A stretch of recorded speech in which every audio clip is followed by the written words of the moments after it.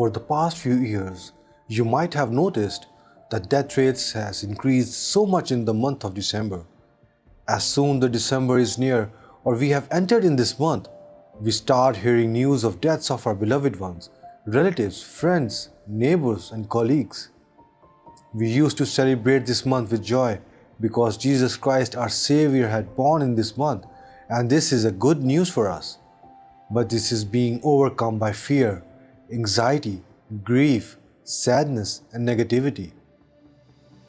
Our focus is not on Jesus' birth, but on death anniversaries of our relatives and loved ones in this month now. We are compelled to think that let's not celebrate Christmas this year, because each day there is some death anniversary of someone we know, someone we love. Also, people are doing weddings on the same Christmas day, and now they celebrate their wedding anniversaries, and their focus is not on the good news of Christmas. Have you ever wondered why this is happening? This is because of the devil's plan. This is his plan to distract us from the good news.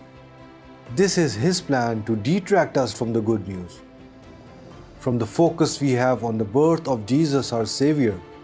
He is making us focus on negativity and moving us away from the good real message, real news. He wants us to be busy in the worldly matters and not on the spiritual matters. This is the time we need to focus on Him alone. Focus on the good news. Focus on the positivity. He came in this world to die for our sins. This is God's grace upon us to save us and forgive our sins.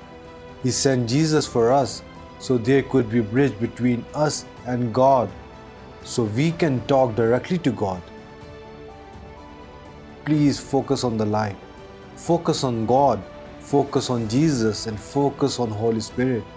He is the way. Nothing else matters and should not matter. Celebrate month of December, especially Christmas, with joy, happiness and peace. Luke chapter 2 verse 10 and 11.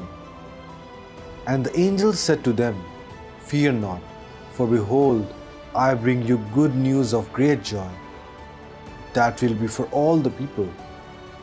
For unto you is born this day in the city of David a Savior, who is Christ the Lord." Amen.